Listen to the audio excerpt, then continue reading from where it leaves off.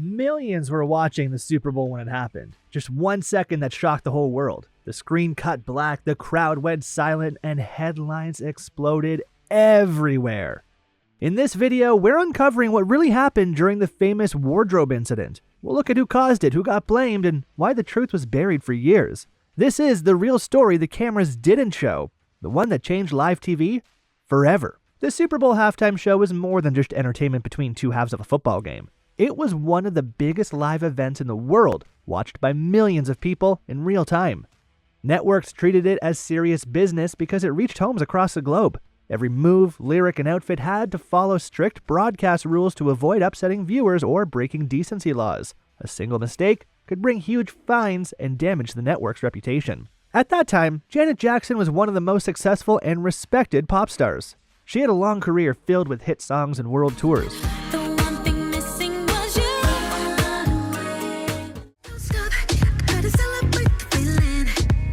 Her performances were known for strong choreography and bold fashion. Justin Timberlake, on the other hand, was a young star quickly climbing the charts after leaving NSYNC.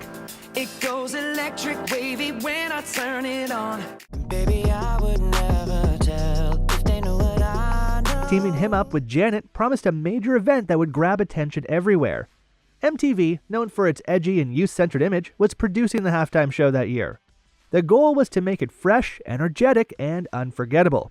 They wanted something people would talk about for years, and they got exactly that, though not in the way anyone expected. As the halftime show reached its final moments, Janet Jackson and Justin Timberlake were performing the song Rock Your Body. The energy was high, fireworks were blasting, and the crowd was cheering. During the last line of the song, Justin moved close to Janet and pulled at a part of her outfit. In a split second, part of her costume came off, and her chest was briefly exposed on live television before the camera quickly cut away. The moment lasted less than a second, but millions of viewers saw it. The audience in the stadium was confused, and producers inside the control room panicked. CBS immediately switched to wide shots and ended the broadcast without showing a replay. The incident spread instantly across the internet and news channels. According to official accounts, Justin was supposed to remove part of the outfit to reveal a red lace layer underneath. Instead, the entire piece came off, exposing more than planned. That mistake changed everything. Right after the halftime show ended, CBS and MTV released quick statements to calm the situation. They called the incident a wardrobe malfunction and said it was an accident, not something planned. The phrase spread everywhere, but many people didn't believe it. Viewers started calling and emailing the network to complain, saying the show was inappropriate for families watching the Super Bowl. Within hours, the story took over the news. Major headlines called it shocking and unacceptable. Politicians spoke out, saying live TV had gone too far. The Federal Communications Commission, or FCC, stepped in and announced an investigation. They warned that CBS could face large fines for violating decency rules. Advertisers who had paid millions for Super Bowl spots became nervous and wanted to distance themselves from the controversy. Online clips of the moment spread quickly, even though the networks tried to remove them. Each replay made the outrage grow stronger, turning 1 second on stage into a national scandal. After the incident, the biggest media companies involved moved fast to protect their image. Viacom, which owned both CBS and MTV, started working behind the scenes to limit the damage. The NFL, which controlled the Super Bowl brand, wanted to make sure the event didn't lose its family-friendly image.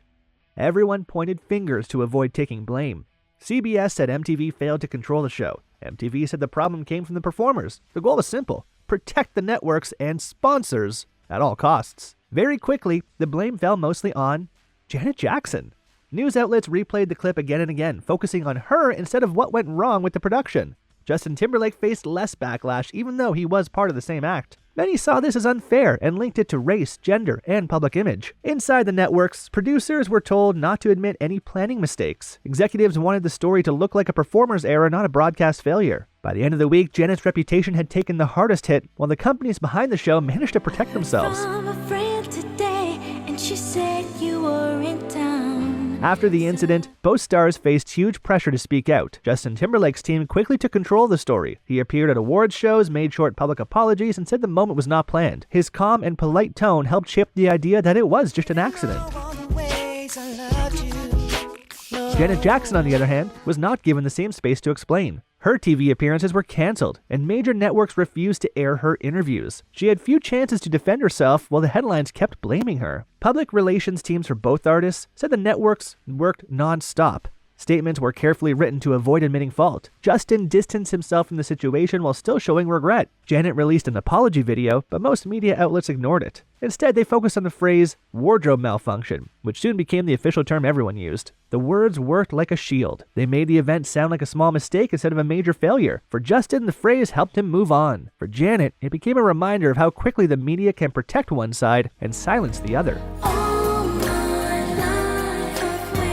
The Federal Communications Commission, or FCC, acted fast after the Super Bowl incident. They said CBS had broken decency laws by showing inappropriate content on live television. The FCC fined CBS a record amount, in the hundreds of thousands of dollars, and called for stricter rules for all future live broadcasts. Public hearings followed, where government officials demanded that networks take stronger steps to prevent similar mistakes. CBS fought back, saying the incident was an accident and not planned. They took the case to court and argued that they should not be punished for a split-second mistake. After years of appeals, the fines were later reduced and eventually overturned. Still, the event had already changed how television networks operated. After the case, new rules were introduced for all live shows. Networks added time delays to broadcasts so editors could cut away if something unexpected happened. It also led to tighter censorship and more careful planning for every large TV performance. After the incident, Janet Jackson faced serious career damage.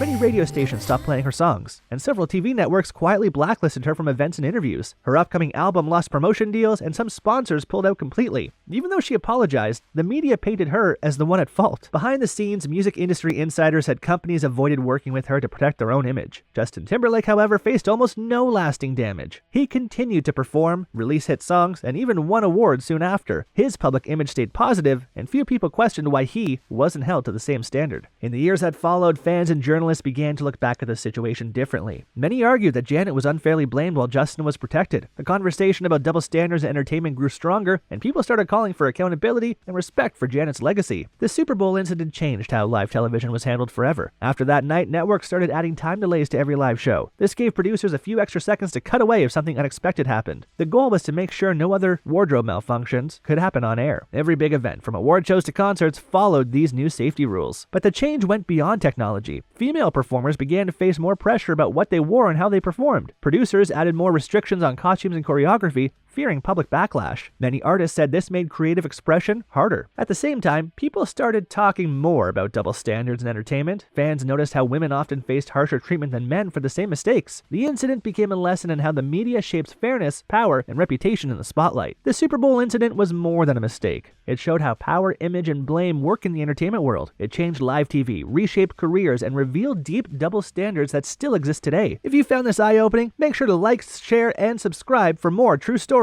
behind music's biggest moments.